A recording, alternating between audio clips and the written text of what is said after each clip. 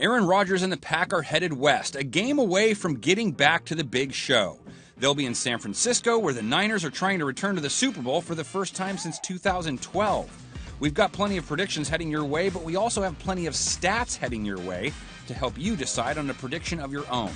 First up, a quick recap of when these two met back in Week 12, a game dominated by the 49ers. Samuel, the rookie, is inside the 10 to the end zone. Jimmy Garoppolo threw for over 250 yards, and San Francisco won going away 37-8.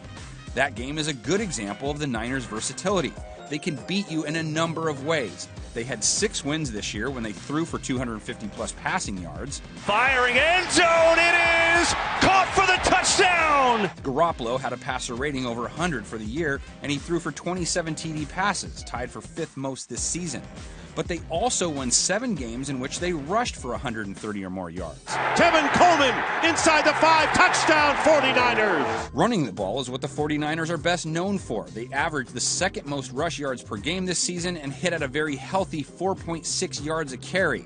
And finally, they also won 8 games when they held their opponent to 20 or fewer points. Here's Armstead, and they bury Goff back on the 15-yard line. The Niners on the year holding teams to the 8th fewest points per game at a hair under 20 a game.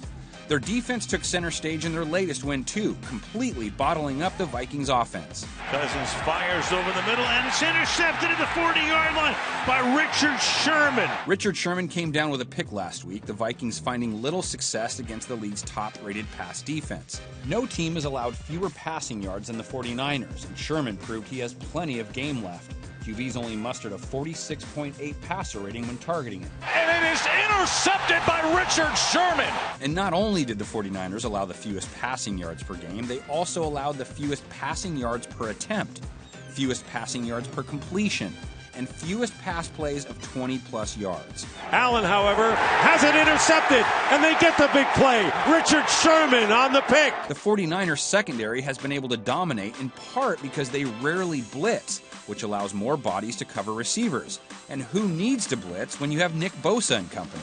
Pressure again, and he goes down again. Bosa had 2 sacks last week, the team as a whole racking up 6. The Niners finished tied for 5th in sacks despite not having Dee Ford for 5 games. Between Ford, Bosa, Eric Armstead, and DeForest Buckner, you won't find too many front fours better than theirs. They played a big role in their win over Green Bay, too, sacking Rodgers 5 times on the night. Look out! From behind, Armstead is there. Being sacked that many times isn't usually a Packers staple either. Rodgers' line tied for 12th fewest sacks allowed on the year. David Bakhtiari leading the way for a line that ranked 6th best by Pro Football Focus this season. Stops and throws deep down the middle. He's got his man wide open. Allen Lazard, touchdown Green Bay. But despite solid protection, Rodgers and the Green Bay passing attack has sputtered a little bit compared to years past. And their occasional struggles throwing the ball has led to issues on 3rd down. They were just 23rd at moving the chains on the big down, and they were just 1 of 15 in their loss to the 49ers. Rodgers going to go down again at the 18-yard line. That's Nick Bosa.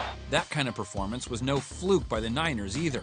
Their D was tied for 2nd best in the NFL at stopping teams on 3rd down, making it a key to keep your eye on if you're hoping for a closer game in round 2. If San Francisco wants to replicate that performance, they'll need to make sure they take care of 2 players aside from Rodgers, starting with his favorite target. Rodgers backs up, throws, Adams, touchdown, Green Bay. Davante Adams was huge last week and would have put up another 1,000-plus yard season this year, but he missed 4 games. The only issue with Adams, he had 83 receptions. The next wide receiver on the team had just 35. So he was often the only real threat in their passing attack, and that could spell trouble against the Niners secondary. No different than it did the first time around. But there have been plenty of games where all Rodgers needs is Adams. This past week, a perfect example of that. Pass to Adams. What a throw and catch. What a play. What a time for it.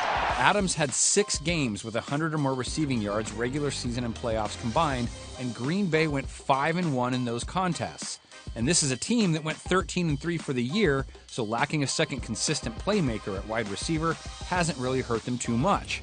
Plus, when Adams isn't the focal point, Green Bay does have one other big-time weapon at their disposal, even if it's a running back. Aaron Jones was second on the team in targets and receptions and third in receiving yards. He's off to the races.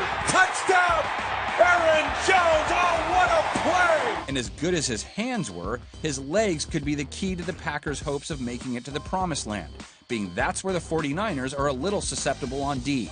Jones, touchdown Packers! Jones scored twice on the ground in their win over Seattle, but he wasn't quite as effective as he's been over this season. A season that saw him break out and put up over 1,000 rushing yards while scoring a league-leading 16 times while toting the rock. Turns the corner. Touchdown. Touchdown, Green Bay. Now, he wasn't effective against the Niners, and they are coming off a game in which they took care of business against one of the league's best runners in Dalvin Cook. 9 carries, just 18 yards. But that makes their run D the big X factor because they gave up 4.3 yards a carry on the year. Though, as we pointed out last week, they did face a number of mobile QBs, so that number might be slightly inflated. But Green Bay's rush D was worse. They held their own against Seattle's third-string backs, but for the year, they gave up 4.7 a run, so it wasn't a strength of theirs. And that could be problematic when you face the Niners' three-headed rushing monster. The ground again. Touchdown! Tevin Coleman went for over 100 yards last week, plus 2 TDs. But in any given week, it could be Raheem Mostert or Matt Breida who lead the way, as both averaged more than 5 yards a pop this year. The other clear player the Packers have to be worried about, Jimmy G's favorite target, who has been unstoppable at times, including when they played the first time. Wide open! George Kittle inside the 10. Touchdown, San Francisco. George Kittle is in the conversation as the top tight end in the league at this point, from his receiving abilities to his blocking prowess. His performance against Green Bay also fits how the Packers have handled that position. They gave up the 13th most yards to tight ends. As for their secondary as a whole, what you saw last week somewhat captures what they've been about all year. They're neither elite nor are they bad. But what they have to be able to do against the 49ers is stop them from racking up yards after the catch, which is their specialty. The Packers ranked 16th in allowing yards after the catch for the year. In the end, Green Bay's biggest strength on D is their two-headed sack duo, who came up huge against Russell Wilson last week. They're down in 5. Russell Wilson is sacked by Preston Smith. Preston Smith came up with 2 sacks, the second essentially sealing Green Bay's win. Zadarius Smith also had 2, and both of them had 12-plus on the season. The Niners, on the other hand, are tied for 12th fewest sacks allowed, so Smith squared is up against a pretty solid pass front. Okay, before we get out of here, a quick trip in the time machine. This rivalry is real, and it has history. They faced each other 7 times in the playoffs, the last coming in 2013, a 23-20 49ers win.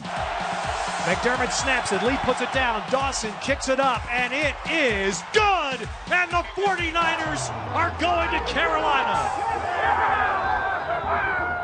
That was San Fran's second playoff win in a row over the Pack, having beat them 45-31 in 2012. Overall, though, Green Bay has a 4-3 playoff advantage. The Packers winning 4 of 5 back in the Brett Favre years between 1995 and 2001. So, can the Niners even things up, or are the Packers headed back to the big dance? Last week, I saw a whole slew of people come within a point or two of the actual game score between Green Bay and Seattle in our game preview comments section on YouTube. 5 of whom were within a single point of nailing it. Keep your predictions coming and the analysis. For now, we leave you with a look at what our NFL media panel came up with for this game. In the first quarter. Pass is caught. Kittle breaks 1 tackle. Another!